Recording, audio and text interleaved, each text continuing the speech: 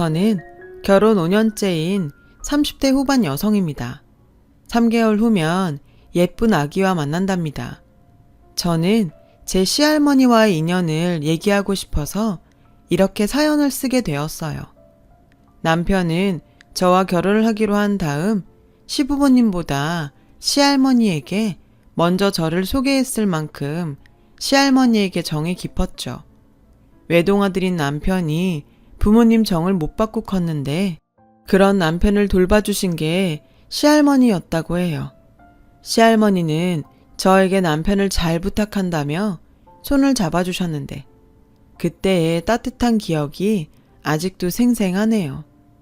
결혼 후에도 저와 남편은 종종 시할머니를 찾아뵙고 적적하시지 않게 해드리려 애썼어요.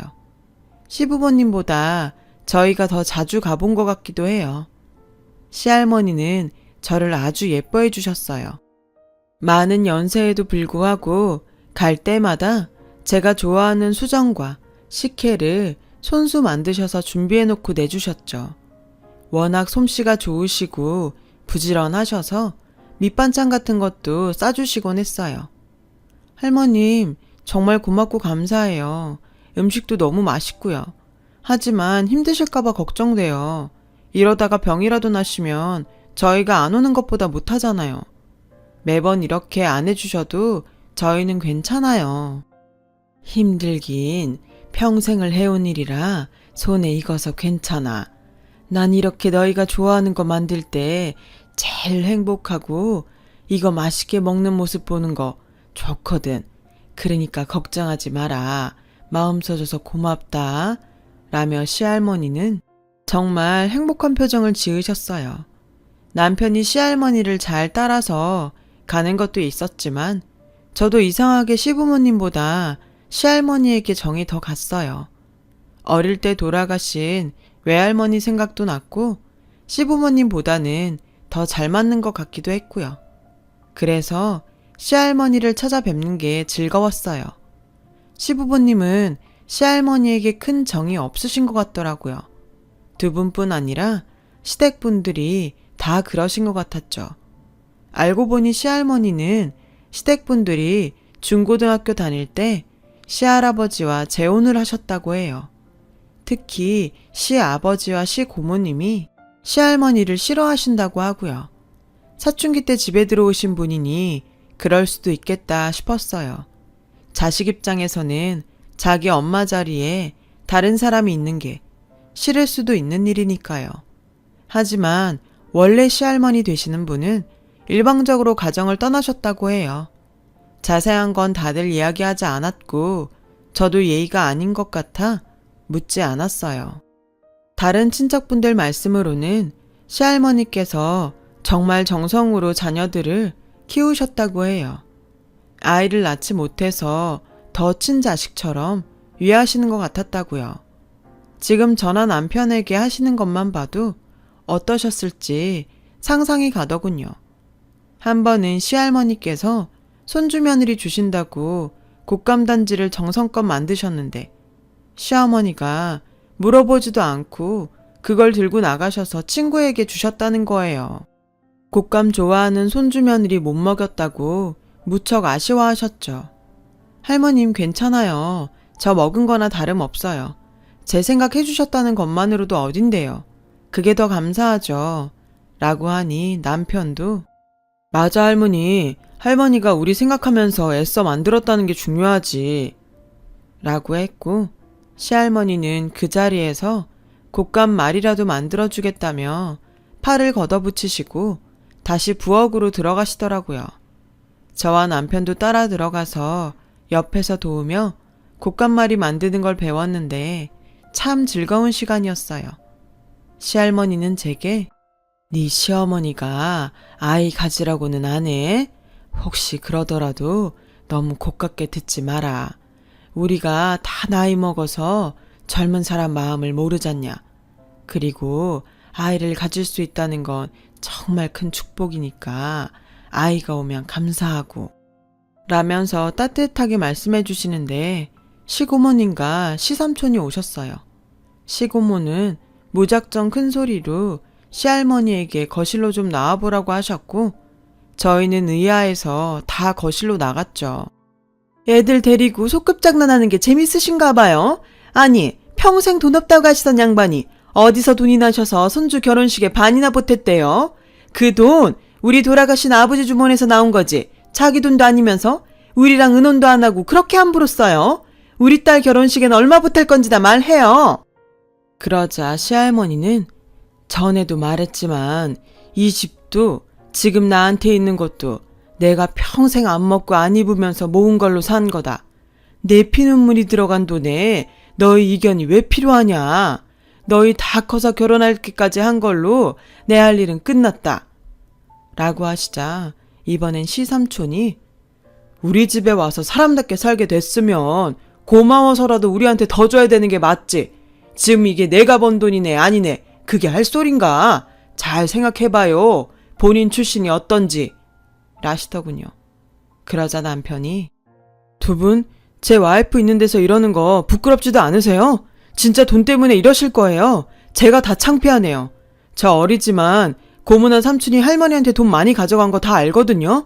대체 언제까지 이러실 거예요? 라며 화를 내자 두 분은 남편한테 시할머니가 우냐우냐 하니까 버르장머리가 없다고 막 화를 내시더군요.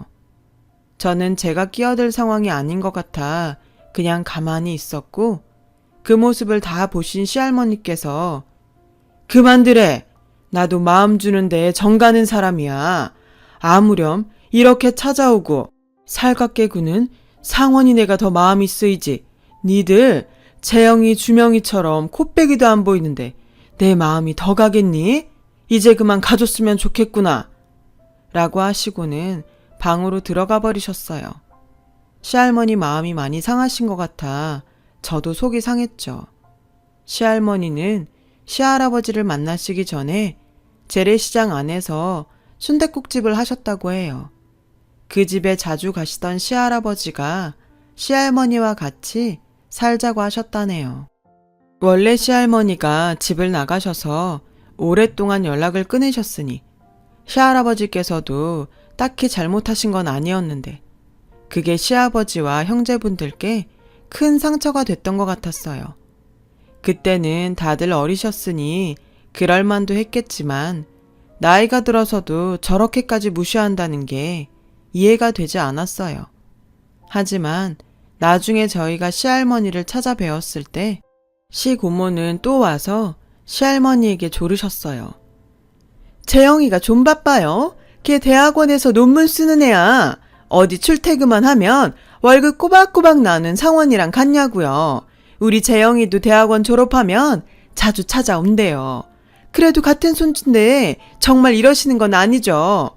그러지 말고 저희한테도 결혼 비용 주세요. 너무도 당당하게 돈을 달라고 하시는데 할 말이 없었습니다. 시할머니는 답답하다는 듯 한숨을 쉬시며 내가 정말 애들 앞에서 이런 말까지는 안 하려고 했는데 예전에 재영이 결혼시킨다고 가져간 돈은 뭐냐? 그 결혼 깨졌어도 나한테 돌려주지 않았잖아. 네 말대로 그래도 내가 명색이 애미고 할미니까 돌려달라고 하지 않았다. 그러니까 재영이나 상환이한테 난 공평하게 한 거라고 생각한다. 솔직히 네가 이런 식으로 가져간 돈이 얼만 줄이나 알아? 너 걸핏하면 네 남편 사업자금 모자란다고 돈 가져갔잖아. 나도 이제 그냥 달라는 대로 주기만 하는 허수아비는 싫다. 그러니 이제 그 문제로 그만 찾아와. 찾아와도 소용없어. 라며 단호하게 말씀하셨습니다. 하지만 이 문제는 쉽게 끝나지 않았어요. 시고모는 저희 시아버지께 전화를 해서 시할머니가 제 남편 결혼만 신경 쓴다고 화를 내셨고 그게 두 분 싸움으로 번지게 된 겁니다. 시고모와 시부모님은 시할머니를 찾아가서 그 앞에서 난리를 쳤다더군요. 시할머니가 두려운 마음에 남편에게 전화를 하셨는데 휴대폰 너머로 시아버지께서 재영이 결혼 자금을 왜 이중으로 받아가려고 하는데 그럼 상원이도 더 줘야 맞는 거지. 어머니, 제가 분명히 말씀드리는데 얘 와서 아무리 장난쳐도 돈 더 주지 마세요. 그러면 제가 상원이 목도 더 달라고 할 겁니다. 라며 큰 소리 치시는 게 들렸습니다. 저와 남편이 시할머니 댁을 가니 시아버지와 시고모는 없고 온통 집안이 부서진 물건들로 어지럽혀져 있었어요. 저와 남편은 아무 말 없이 집을 치우기 시작했습니다. 시할머니는 서글픈 표정으로 멍하니 앉아 계셨고요. 시할머니 안방에 액자며 화병이 깨진 걸 치우던 저는 열려있는 서랍에서 시아버지와 시고모, 시삼촌의 대학 합격증을 발견했습니다. 애들이 계모 때문에 잘못 컸다는 소리 듣게 하지 않으려고 기쓰고 과외를 시켜서 다들 대학에 보냈지. 합격증을 가져올 때마다 얼마나 기뻤는지 몰라. 시할머니가 손으로 합격증을 쓰다듬으며 말씀하시는 것에서 저는 사랑을 느꼈어요. 그런 시할머니를 지켜드리고 싶어도 제게 그럴 힘이 없다는 게 안타까웠죠. 시할머니는 그날 이후 조금씩 시름시름 앓기 시작하시다가 거동도 제대로 못하실 정도로 병이 깊어지셨습니다. 이렇게 되자 저희 시부모님 댁에 시고모와 시삼촌이 모이셨고 누가 시할머니를 모실지 이야기가 시작되었어요. 시어머니가 나는 더 이상 못해요. 시집와서 할 만큼 했다고요. 당신도 그랬잖아. 친어머니도 아니고 아버지 등골만 빼먹었다고.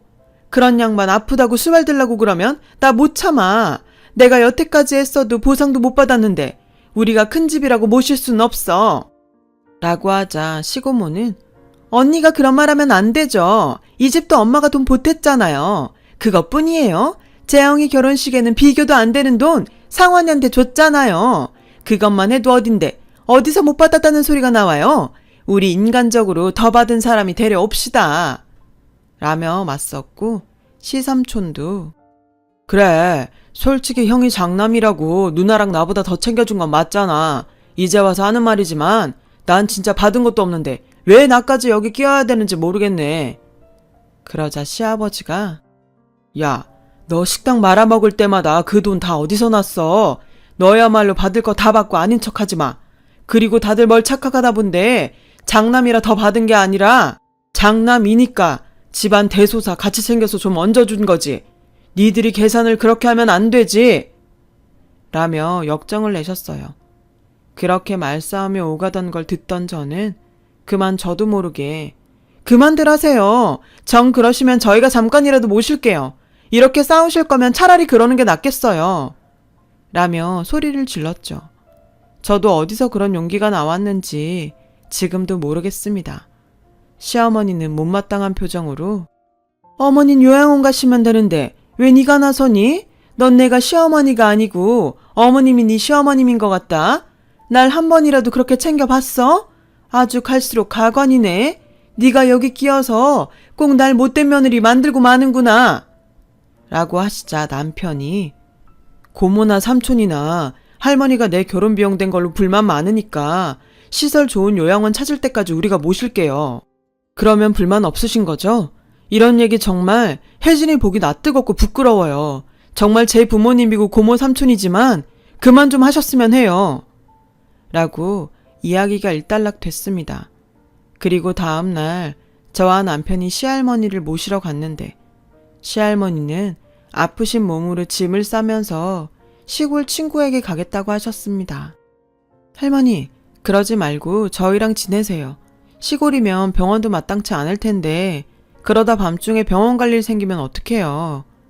라는 제 말에 시할머니는 아니야. 거기도 버스 타고 조금만 나가면 큰 병원 다 있어. 괜찮아.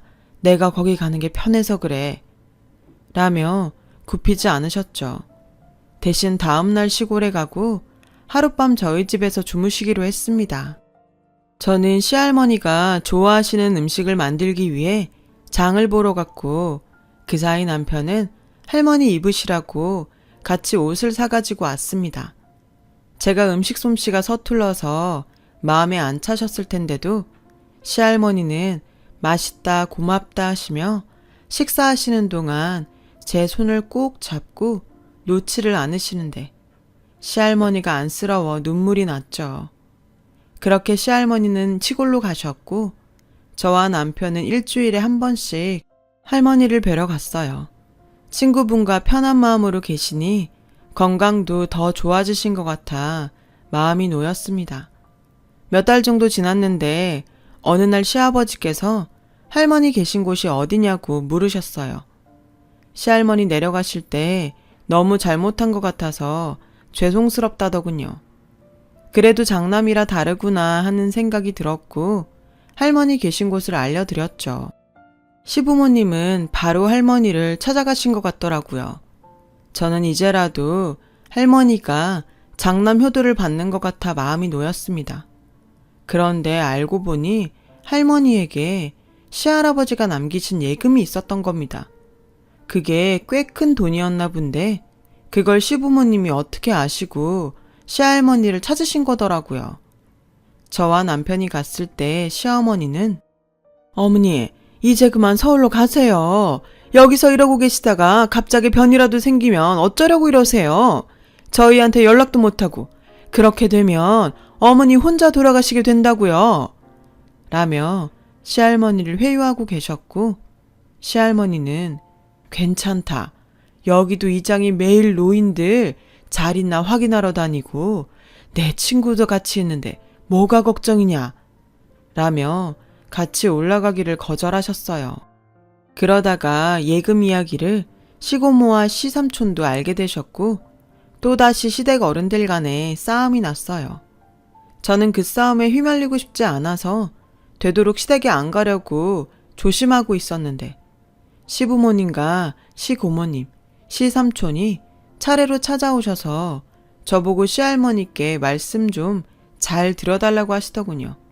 다들 자기한테 예금을 줄 수 있게 해달라는 거였습니다. 그런 얘기를 제가 어떻게 해요. 그리고 전 할머님이 어떤 생각을 하고 계신지도 몰라요. 라며 피할 수밖에 없었죠. 그러던 어느 날 할머니가 갑자기 쓰러지셨다는 연락을 받았어요. 급성 폐렴이 왔다는 거였습니다. 노인들은 폐렴 때문에 세상을 뜨는 경우가 많다고 해서 저나 남편이나 가슴을 졸이며 시할머니가 회복하시길 기다렸어요. 잠시 후 시부모님과 시고모, 시삼촌도 병원에 오셨는데 시고모는 저를 보자마자 다짜고짜 대체 어떻게 했길래 저렇게 하루아침에 인사불성이 돼? 아주 잘난 척은 혼자 다 하더니 노인네 하나 제대로 못 모셔? 저 양반 이대로 잘못되면 다 네 탓인 줄 알아. 라며 저를 몰아세웠고 다른 시댁 어른들도 저를 원망스럽게 보시더군요. 어이없고 억울해서 눈물이 나려는데 남편이 버럭 소리를 지르며 뭐라고요? 서로 안 모신다 그러고 요양원도 아무데나 보내려고 했으면서 혜진이 탓을 해요? 진짜 이러면 저 앞으로 인연 끊습니다. 엄마 아빠도 마찬가지고요. 다신 안 볼 줄 아세요. 라며 화를 냈습니다. 그때 중환자실에서 의사가 나와 시할머니가 정신을 차리셨다고 전했어요.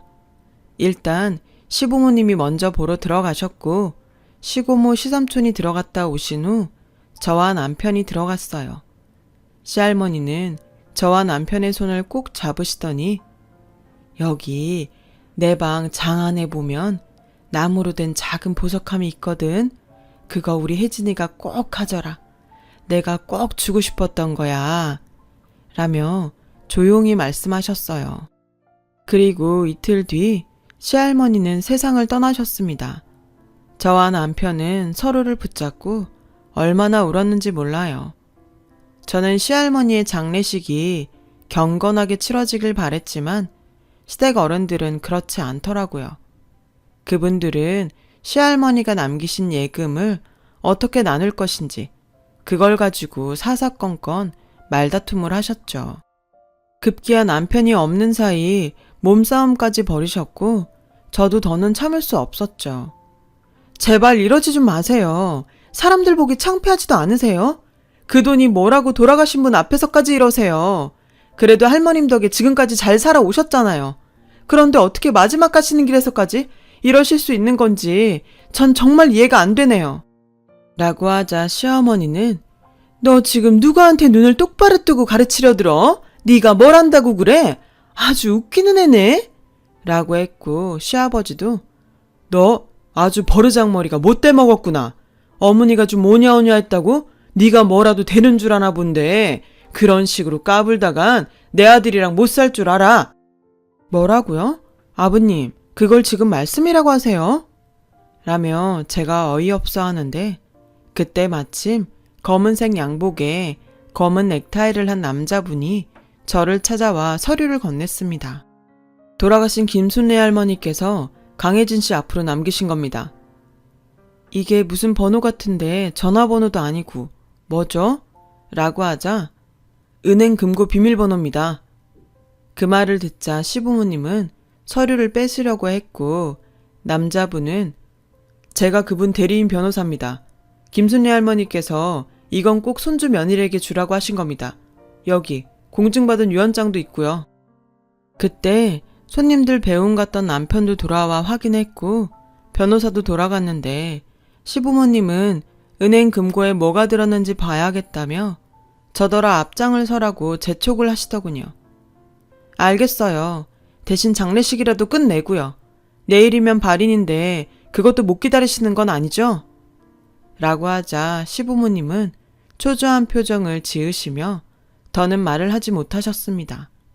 장례식이 다 끝나고 난 뒤 시부모님은 낙골당을 나오자마자 저와 남편을 앞세우고 은행으로 가자고 난리를 치셨어요. 저는 어쩔 수 없이 은행으로 가서 금고를 열었죠. 안에는 나무로 된 거북이 저금통이 하나 있었어요. 시부모님은 허탈한 표정을 지으셨고 시어머니는 저금통을 저에게 던지듯이 주시면서 니들 저금 열심히 하면서 살라신다. 꼭 그 뜻대로 해라. 라고 빈정거리며 시아버지와 은행을 나가셨어요. 결국 시댁에서는 할머니 예금으로 큰 싸움이 났고 소송을 했지만 저희는 누구 편도 들지 않았습니다. 그날 집으로 돌아온 저와 남편은 장례식에 지쳐서 거실 소파에 풀썩 앉아 잠시 넋을 놓고 있었어요. 그런데 그때 문득 거북이 조금통을 흔들 때 나는 뭔가 달그락거리는 소리가 궁금하더라고요. 처음엔 당연히 동전일 거라 짐작했죠. 열어보니 거북이 저금통 안에서는 열쇠 하나와 꼬깃꼬깃 접은 쪽지가 나왔습니다. 쪽지에는 시할머니가 삐뚤빼뚤한 글씨로 제게 정말 고맙다고 하시며 이 열쇠가 보석함 열쇠이니 열어보라고 적혀 있었어요. 할머니께서 저에게 주시고 싶다고 하셨던 보석함이요. 그 보석함엔 열쇠가 없이 잠겨져 있었어요. 모양이 예뻐서 할머니께서 주신 선물이라 생각하고 안방 화장대에 진열해 두었거든요. 그 보석함을 열자 저희는 안에 든 것을 보고 깜짝 놀랐습니다.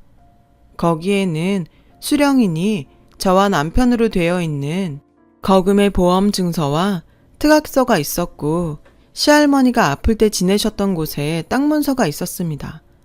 저와 남편에게 주는 선물이라는 공증 유언장과 함께 말이죠. 시할머니는 저와 남편에게 재산을 남겨주시려고 2중 3중으로 머리를 쓰셨던 거예요. 시할머니가 친구분과 지내던 집과 그 인근 땅은 얼마 전 아파트 개발 부지가 된다는 소문에 땅값이 엄청나게 올랐다고 하더군요. 저와 남편은 갑자기 생긴 거금에 어쩔 줄 몰라 했죠. 한 달이 흘렀을까요? 갑자기 시부모님이 찾아오셨어요. 저희한테 서운하다시며 연락도 안 받고 안 하셨거든요. 얘들아, 그동안 어떻게 지냈냐? 니들 보고 싶은데 바빠서 오지 못하는 것 같아서 이렇게 오게 됐다. 잘들 지냈지? 아픈 데는 없고? 듣자하니 어머님이 니들 앞으로 뭘 남기셨다는데 그거 사실은 우리한테 와야 맞지 않겠니?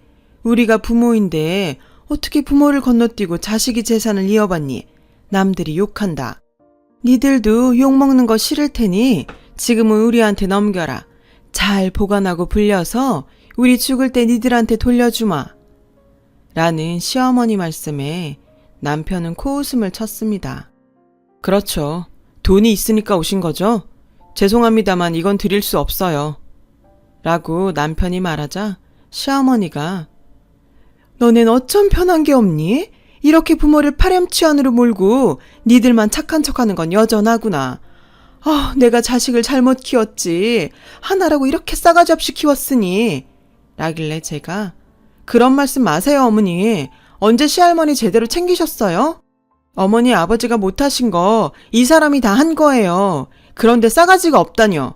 그리고 전에 은행에서 분명히 저금통 저희 보고 가지라고 주셨잖아요. 그때 그 저금통 안에 할머니가 남기신 서류가 있는 열쇠가 들어있었다고요. 어머니 아버지는 끝까지 할머님의 마음을 우습게 하셨어요. 그렇게 할머니 무시하고 우습게 여기셨는데 저희가 그 돈 다른 사람들한테 주더라도 두 분께는 못 드려요. 라고 강하게 말했어요. 알고 보니 시부모님은 주식 투자를 잘못해서 시할머니에게 받은 돈과 예금 나눈 것도 모두 날리고 빚을 잔뜩 진 상태더라고요. 하지만 남편은 단호하게 부모님께는 한 푼도 드릴 수 없다고 했고 저도 시할머니가 마음고생하셨던 걸 생각하며 동의했죠. 저와 남편은 할머니 성함으로 일정 부분을 고아원에 기부하고 시할머니가 지내시던 시골집으로 이사를 갔어요. 아파트 개발은 한참 뒤에 된다길래 잠시라도 거기서 살아보려는 마음이었습니다. 그리고 지금까지도 살고 있고요. 저희는 지금도 가끔 저희를 좋아하신 시할머니를 떠올리곤 합니다. 하늘나라에서는 행복하시길 바라면서요. 오늘 제 사연 들어주셔서 감사합니다. 다들 행복한 하루 되세요. 여러분, 사연 댓글에 응원과 현명한 조언 부탁드려요. 좋아요와 구독은 저에게 큰 힘이 됩니다. 오늘도 좋은 일 가득하세요.